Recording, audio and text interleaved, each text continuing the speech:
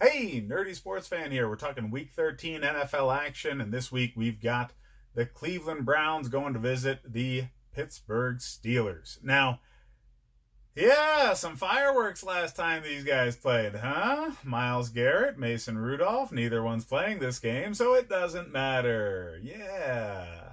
Um, the Browns have been doing better, and Steelers have been doing worse. All right. A couple weeks ago, it seemed like they actually had a chance to get themselves into the playoffs, and now Mason Rudolph's benched, and Hodges is going in, and they got injuries that they're still dealing with James Conner and Juju Smith-Schuster. So, do you really see any hope for the offense? I mean, I know the defense has been stout, but I just don't see the offense doing a damn thing to stay on the field with any sort of consistency, and the defense is going to get worn out because of it. The Browns have a complementary football team. The offense is doing much better of late, and the defense took a big blow when they lost Myles Garrett, but, they're still overall okay. So I just think they have a supreme advantage going into this game with all of the turmoil surrounding Pittsburgh right now.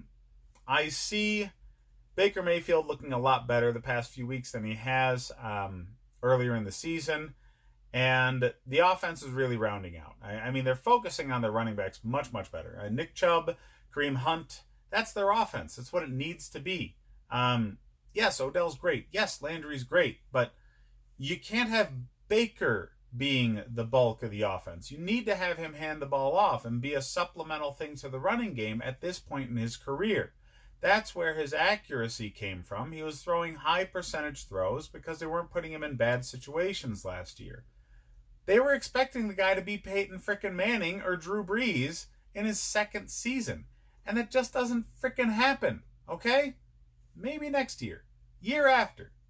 He'll be chucking the ball around the yard all day. But not now. He's young. Let him be young, okay? So anyways, in this game, Browns defense needs to get a start. Pittsburgh's offense is just that inept.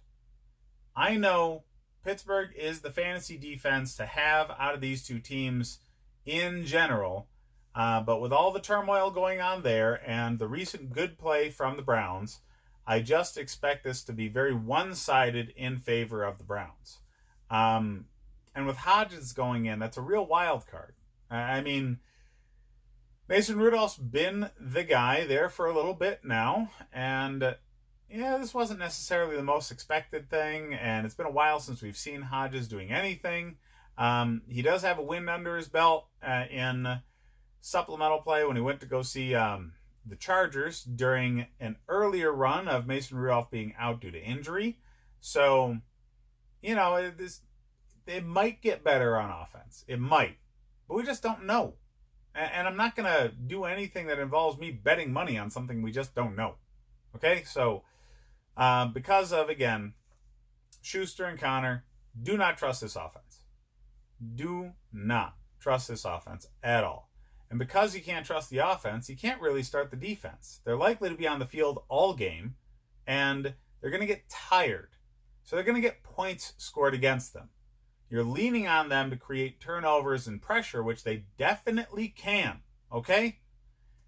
But points against them is going to reduce their fantasy value enough where the pressure, the turnovers, the sacks, isn't going to add up to enough. And lack of points against from the Browns side will make it so less pressure, less sacks, less turnovers created by them still will likely produce better fantasy points. So that's why they're the start. Odell and Jarvis Landry have been wide receiver 2 most of the season. I put Odell at a wide receiver 2 still, and Landry at a wide receiver 1. He's definitely been the better of the two this season for this game. Chubb needs to be in every week for you, but now you're starting to see Kareem Hunt get some touches. He's, siphoning off touchdowns, that sort of thing. So he's a solid flex play this week. Again, start Cleveland's D, everybody in their lineup really needs to be in some sort of position on your team as far as the regulars. Baker Mayfield still sit his ass on the bench, all right? He's too turnover prone, and this is a defense that's going to create turnovers and sacks. So Baker Mayfield's going to get you some negative points. But, you know, the targets on the peripheral and the running backs are going to do well enough to pull this one out. They're only 2-point favorites. I bet the Browns. Okay, they're going to win by more than 2.